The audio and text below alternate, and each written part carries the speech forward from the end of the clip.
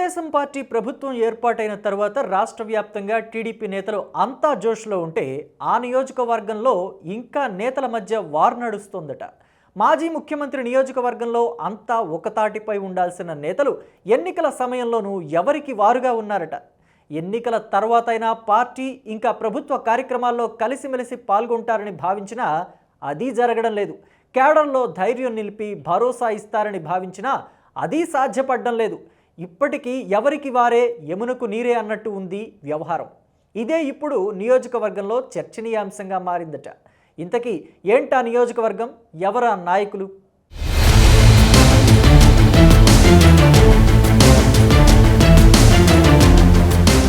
పులివెందుల మాజీ ముఖ్యమంత్రి వైఎస్ జగన్మోహన్ రెడ్డి కుటుంబానికి కంచుకోట.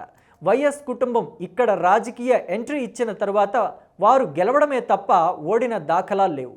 ఇక్కడ టీడీపీకి బలమైన కేడర్ ఉన్నా గెలుపు రుచి మాత్రం ఇంతవరకు చూడలేకపోయింది. 2024 ఎన్నికల్లో తెలుగుదేశం పార్టీ అధినేత Chandrababu why not Pulivendula slogan రాష్ట్ర వ్యాప్తంగా వినిపించినా ఇక్కడ మాత్రం వినిపించలేదు, కనిపించలేదు. మళ్ళీ వైఎస్ జగన్ గెలిచి పులివెందుల గడ్డ వైఎస్ అడ్డా అని మరోసారి నిరూపించుకున్నారు. అయితే టీడీపీ మాత్రం ఈ ఎన్నికల్లో జగన్ మెజారిటీని తగ్గించగలిగింది.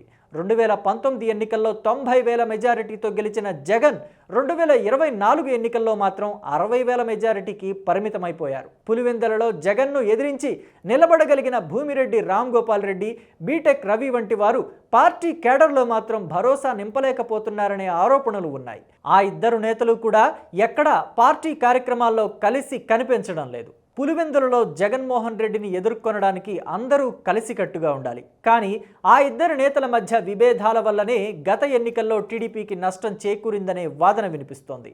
2019 ఎన్నికల వరకు పార్టీని నడిపించిన సతీష్ రెడ్డి టీడీపీని వీడి వైసీపీలో చేరిన తరువాత బీటెక్ రవి నియోజకవర్గ ఇన్ఛార్జిగా బాధ్యతలు చేపట్టారు.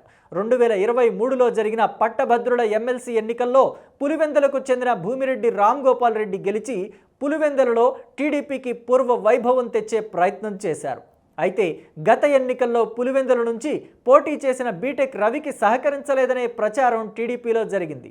ఆ ఇద్దరు నేతలు ఎవరికి వారుగా ఉండటంతో కేడర్ ఎవరి వైపు నడవాలి అనే అయోమయంలో ఉన్నారట.